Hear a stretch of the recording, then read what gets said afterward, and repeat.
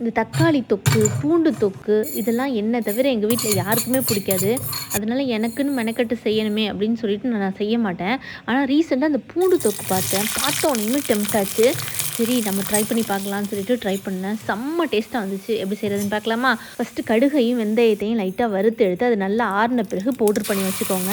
மறுபடியும் அதே கடாயிலேயே எண்ணெய் சேர்த்துட்டு பூண்டை பொன்னிறமாக வர வரையும் வதக்கி எடுத்து அதை ஆறின பிறகு அதையும் அரைச்சி வச்சுக்கோங்க. பூண்டு வதக்கணும்னு அதே எண்ணெயிலே கடுகு தாளித்து அரைச்ச பூண்டு பேஸ்ட்டை போட்டு அது கூட மிளகாத்தூள், பெருங்காயத்தூள், புளி, உப்பு, கருவேப்பிலை, தண்ணி சேர்த்து நல்லா வதக்கிட்டு அதை மூடி வச்சு நல்லா எண்ணெய் பிரிஞ்சு வர வரைக்கும் கொதிக்க வைங்க. லோ ஃப்ளேம்லேயே இருக்கட்டும். நல்லா லோ ஃப்ளேமில் குதித்து இந்த மாதிரி எண்ணெய் பிரிஞ்சு வந்த பிறகு ஃபஸ்ட்டு அந்த கடுகையும் வெந்தயத்தையும் வறுத்து பவுடர் பண்ணி வச்சுருந்தோம்ல அதுலேருந்து ஒரு 1/2 டீஸ்பூன் ஜாக்ரி பவுடர் 1 டீஸ்பூன் சேர்த்துட்டு மறுபடியும் மூடி வச்சு லோ ஃப்ளேம்லேயே வைங்க. இந்த மாதிரி எண்ணெய் பிரிஞ்சு தொக்கு மாதிரி வந்த பிறகு ஸ்டவ் ஆஃப் பண்ணிவிட்டு சர்வ் பண்ணலாம். சப்பாத்தி, தோசை, இட்லி எது கூட வேணாலும் அட்டகாசமாக இருக்கும்.